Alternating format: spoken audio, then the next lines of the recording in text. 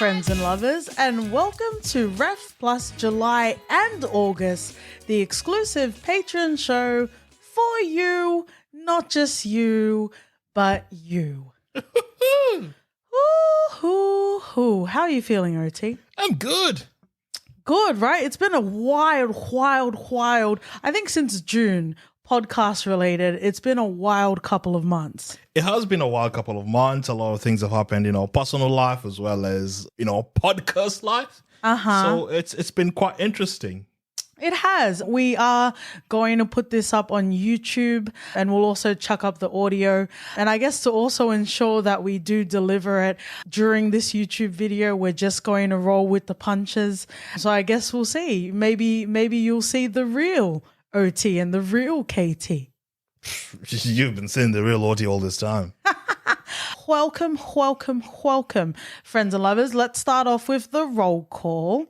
Ben, Brandy, Brent, Elaine, Emily, Griff, Jamie, Julio, Jules and Rob, Colby, Paul, and Sam T. Mm-hmm. In July, we covered, so this is how long it's been since we've done a Ref Plus OT. In July, Umbrella Academy Season 3. Soul Food, The Boys, The Black Phone. In August, the 1st of August, was our Jordan Peele interview. Wow. Fuck me. Wow. King Kong, Nope, and our Power August that we literally fit into 2 weeks.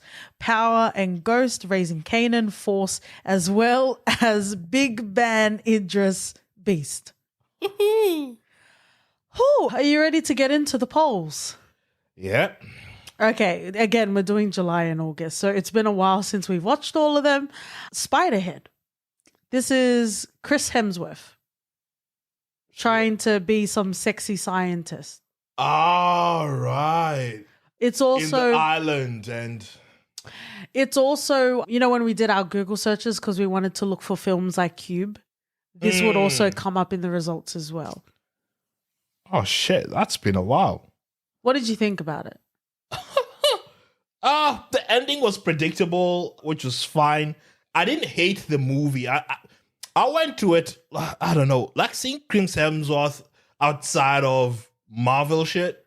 Yeah. Just, I felt like... He's boring. Yeah. Can we say that? Is this a safe space? You're Australian. You should be Aussie proud. Yeah, but white Australian experiences aren't mine. I'm not Tandiwe. Your father doesn't look like Chris Hemsworth? Unless there's some genealogy I don't know about. No, the movie was enjoyable. I think, not enjoyable, but it was fine. It was fine for a Sunday afternoon. And I think my thing now is I classify movies by time of day or week that I feel like this would be the most appropriate time to watch. So Sunday afternoon where you just bumfuck tired, you're not looking for Monday, and you're like, Sunday, you don't have anything to do. There's no football. There's no any kind of sports that interest you. Put Spiderhead. Yeah. It'll suffice. It got the job done. And we love Journey Smollett. We do. Yeah. I don't have anything really to offer in regards to that. I just think, yeah, you're right. It was a bit cliche. And then it's Miles Teller, isn't it? Having him be conflicted and I don't know. It was all a bit of a wash, really. Like, for me, those sorts of films, the benchmark is Upgrade. Like, if it's not better than Upgrade, I'm not interested. Fair enough. Let's move on. Caveat.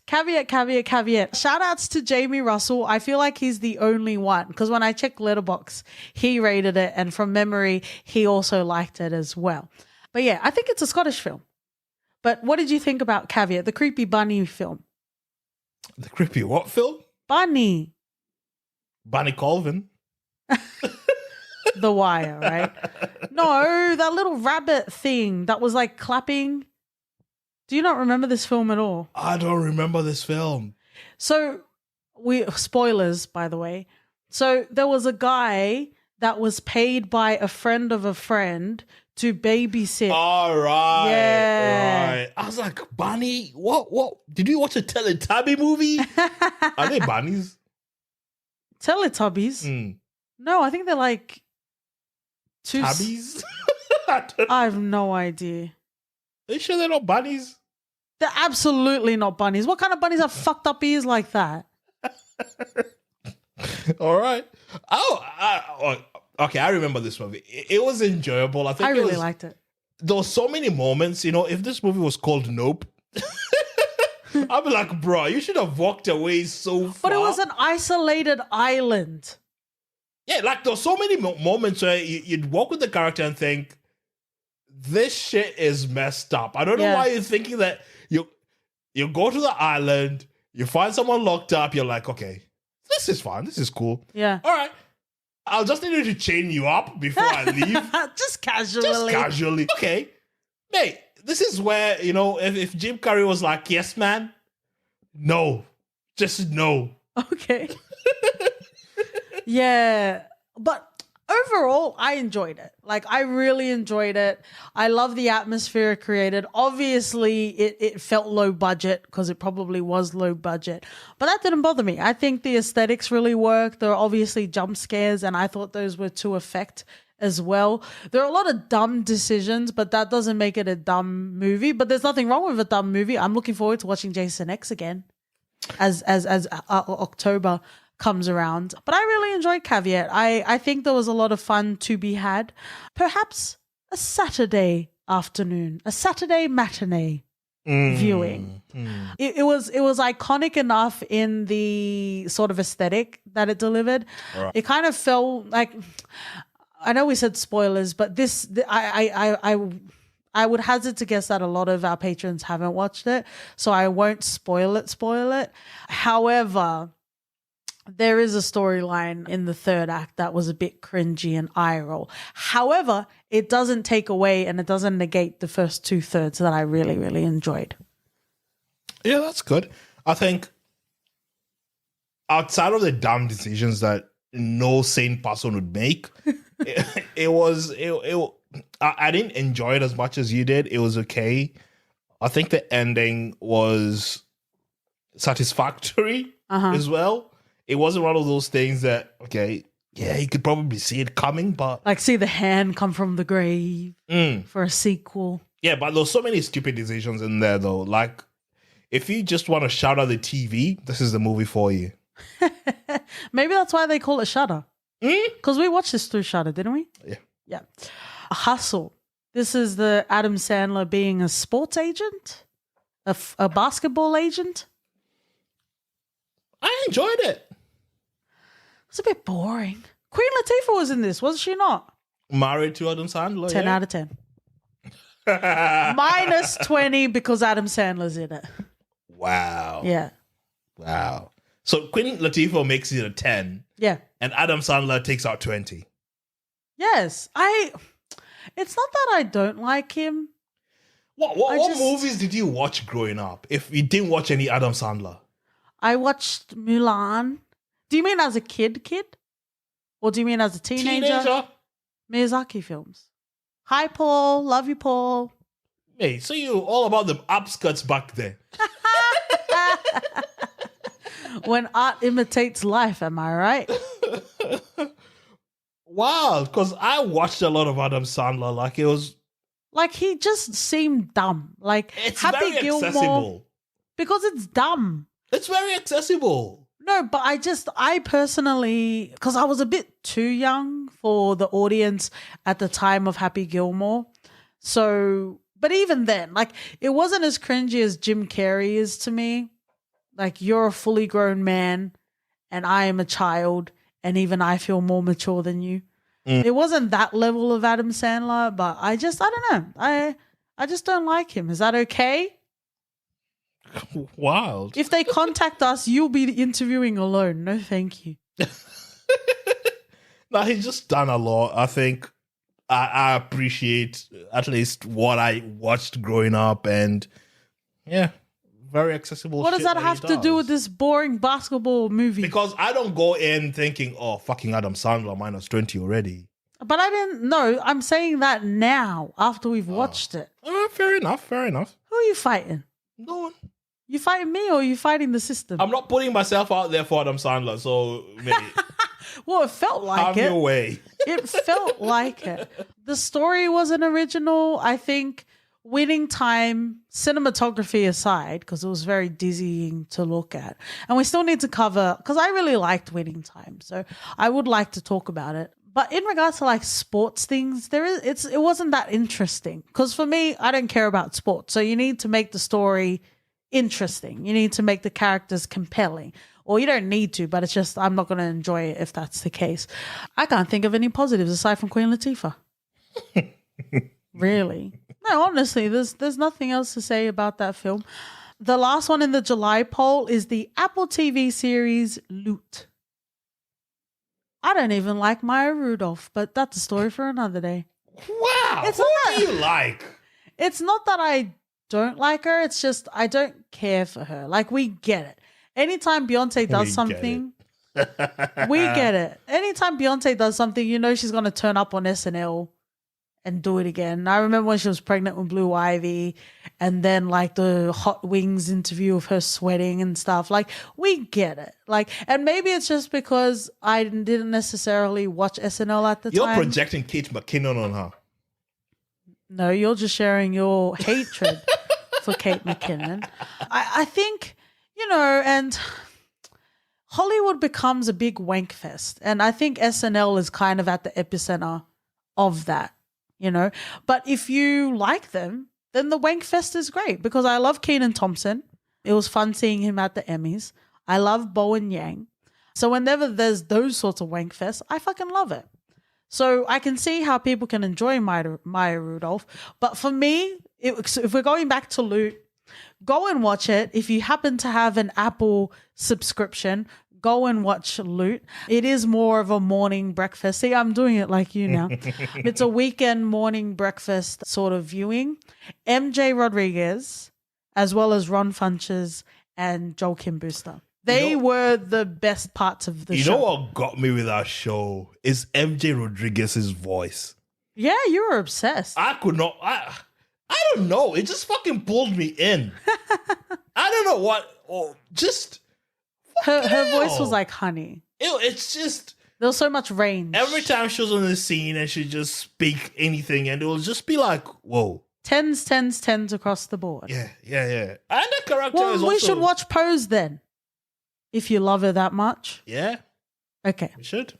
We have tried Pose and we're going to try and go back. Don't tell anyone. OT is still best friends with Dave Chappelle. Absolutely recommend, right? Or kind of recommend if you have time. Yeah, for MJ Rodriguez alone. There we go.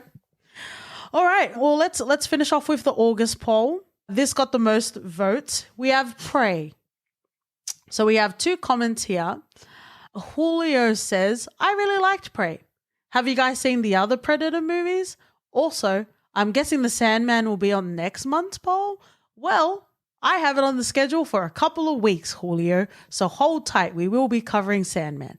Prey. So let's answer Julio's question. Have you seen the other Predator movies? I have. Grew up on Predator, bruv. Love Predator. So watching Prey and knowing that it's a prequel, you know what? Katie told me about it. I had no idea. I just saw some weird poster and I was like, what is this? I'm into it. If it's about natives, I know about it. Yeah, Me and King Kong, we be sniffing all the nipples. Yeah, I know the issues you had with it, but I really didn't feel that way. I enjoyed it for what it was, and it was fun. Just getting the Predator vibes. Like, it was super nostalgic. So that worked for me. Okay, well, I'll get into my review for a second. Rob says, Prey all the way, but mostly because it's the only one I've seen. Lol. Okay, so Prey. I'm not your starter pack, right? I am kind of one of the final bosses in the final stages. No, when we talk about representation, because for me, how do they do it? They filmed it in English. And then they did a Comanche dub over that. Right. I say fuck that noise. Personally and respectfully, I say fuck that noise. Yeah, and this is why Mel Gibson set a trend. The way he did Apocalypto is the same way this should have been done. Yeah, and like no, but for big up Mel Gibson.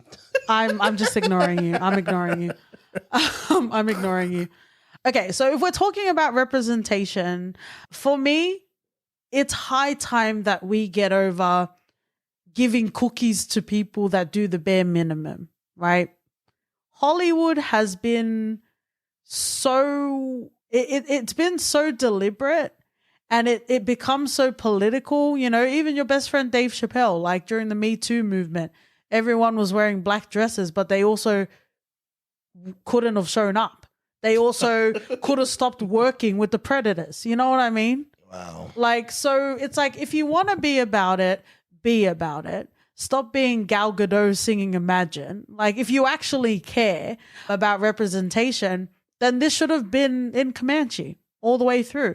Especially because it got confusing because you had like the native tribe, and then I think they were French.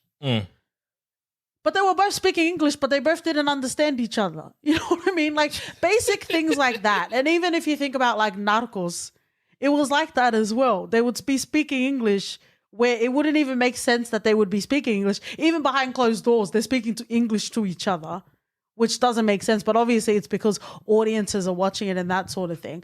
Maybe there's a formula to why Disney, well, also like a money factor, but, you know, for Disney being so successful. But I would also say be Matt Damon brave, man. Like, for all of the people that can take a chance, Disney would be the one. Mate, people were crying. Oh, how could they do this to a predator like this? This woke. That's a whole different woke nonsense. Yeah. And there was also like Eternals as well, and it's like I didn't like it, but to not like it is to be on that side. Like we're not in proximity, but if we're talking about a line, I'm on that line, and I don't like being there. Yeah, Eternals was shit, but I think just so that you're not with them, you'll be like, yeah. There was a whisper of a kiss. I enjoyed it. Yeah. Yeah. But again, if we go back to Prey, to me, the story wasn't interesting. Because it kind of felt like they were just putting on skin. Like, it could have been any fucking character. It could have been, what's her name? Cher Horowitz, the Clueless. Like, it could have been that. It could have been, because it's like, I'm a young woman and I want to be independent. And I'm like, cool, bro. We've seen this a million times, even in Disney/Pixar IP. What's so good about this, you know? Like, again, because we're seeing richness, because Taika Waititi, Sterling Harjo are really bringing it to the forefront, and also behind the screen, we're seeing directors and writers really coming in. Res Dogs, unfortunately, Rutherford Falls is being cancelled. Quantum Blood, which I do want us to cover on the podcast as well. We'll have a fight. We need to, though. Yeah. We need to. Isn't it so interesting? We talk about a lot of Indigenous stuff. We haven't done Native American stories at all. So we're going to do Res Dogs in a couple of weeks' time. But for my point is, if we're going to do it, we're going to do it fucking right. And it's high time. We're in the 2020s. You don't get cookies anymore for not putting on blackface because you want to be a stunt double. Like, you don't get cookies for that. Cookies are good. Cookies are good. I would say I'm consistent. I do have a lot of native tax, but I am consistent in the sense that this wasn't interesting to me. So it's not just because there are natives in it that I'm going to automatically like it. So that's kudos to me. I know what I like. Walk. I have done the work. Shout outs to Amber Midthunder, because she also showed up in one of the best roles, like guest star roles in Res Dogs. And it was really nice. It was really nice to see her there. But yeah, I'm glad it exists, and I'm glad that, you know, there are a lot of native people that love it, because obviously it's a lot better than Yellowstone. You know, that continues to leverage. Oh, can I quickly mention something? There is an Australian/Indonesian production that is about to come out, or it's already come out, called Bali 2002. And I'm pretty sure it's about a terrorist attack, not a natural disaster. Why are we, because I know we're centering whiteness. Why are we still doing that? Why can't we just make the story about Indonesian people? You know what I mean?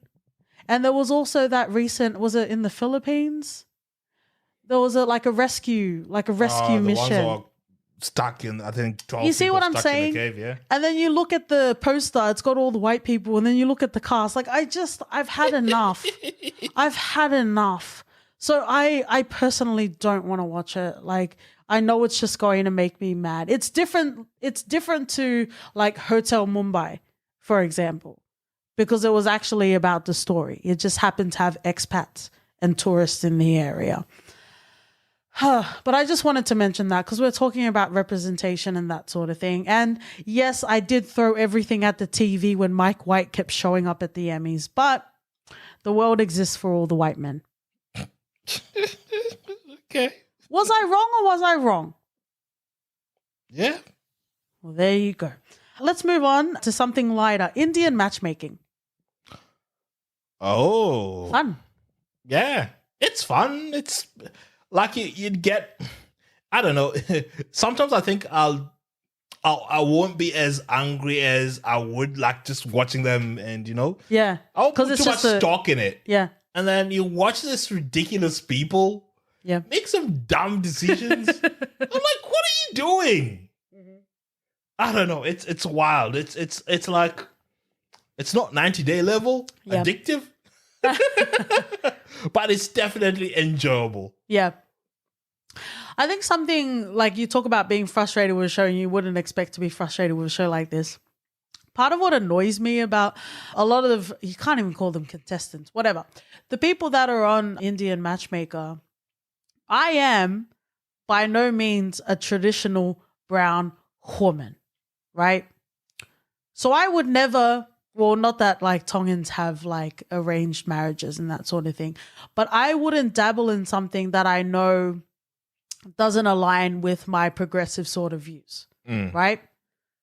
Why the fuck go on a show then? You knew it was like about matchmaking and it's not necessarily about love, right? Mm-hmm. So why ask to be matchmade and then be like, I need to be attracted? Then fuck off. Go on like Love Island or something. Why are you on? No, you see what I'm saying? No one's forcing you to be there. And if you're going to be there and you know this is what it is, why are you complaining? Aside from that, those that are in the process and really go with it, I enjoy. Yeah. Yeah, I'm with you on that.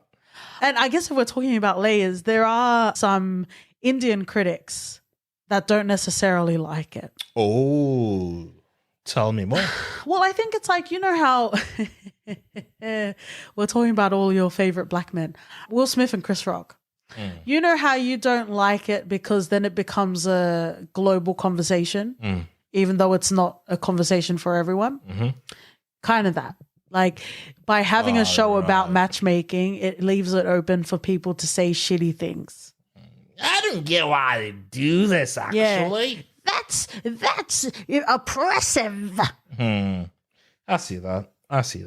So yeah, I think it's fun. Like, because I also don't restrict myself to the perceptions of other people. But I understand that other people operate that way. But we had a good time. We really enjoyed Indian Matchmaker. Let's move on. It's ridiculous. Are you ready? Well, I would also like to know what you felt about this actor before and after. I'm talking about they, them. What did you feel about Kevin Bacon before this film? And what do you feel about Kevin Bacon now? I don't know. He's had some hit and miss. Oh, he's not an actor that's known for quality? Not to my knowledge. Okay. Like, I know Kevin Bacon. I know he's there. I know he's a thing. But I don't think that I go in thinking, oh, Kevin Bacon is something. I'm going to watch this. Yeah. But I think the concept for this movie was good. I saw the ratings first before I knew anything about the movie. And I was like, surely it can't be this bad. It has like 2%. Like people are just being transphobic, homophobic if they don't like it. Yeah. And like watching it, I was like, okay, it's got legs. Yeah. I'm there for it. Like it was enjoyable to a degree. It got, halfway through it got a bit weird. Yeah. But other than that, we've watched worse shit. It made me uncomfortable. A lot of the dialogue. And I try to look up the writer and the director of this film. I don't know if they're queer, but it felt like it was being used for a concept of a film as opposed to writing from. You see how different like Fire Island was? Because Fire Island was fun. This was meant more. No, but you see what I'm saying? Like, you can tell when people are writing their own stories and they're writing from their own experiences. I don't personally know if this person is queer, but if they are, I would say it's very rude for them to treat characters like this. Like, it was very not nice. It almost felt I was looking for a watermark of the Christian Coalition. It was wild. It was icky. Wild. And I think the roller coaster the characters go through, like, I don't. It did feel like there was a hidden agenda behind it. If you didn't know people better, you know. Yeah. But geez, like it's just go watch it. I think you won't be too disappointed. It won't be anything like 10% bad as the ratings would suggest. But it was insensitive. It was insensitive to trans people. Oh, you think it was insensitive? I think it was just... They were talking about a boy and a girl's camp. And based on me saying transphobic, you know what happened in that scenario. It was also with non-binary people. I didn't like that. But it was gross. Wasn't that the point of the movie, though? But you see what I'm saying? There's a difference. And we just covered Pussy Valley. Like, there's a difference in covering domestic violence in Pussy Valley. And there's a difference in D'Artagnan being eaten alive by dogs. You see what I'm saying? There's a care behind the pen. I didn't like it. What more do you need me to say? I didn't like it. Fair enough.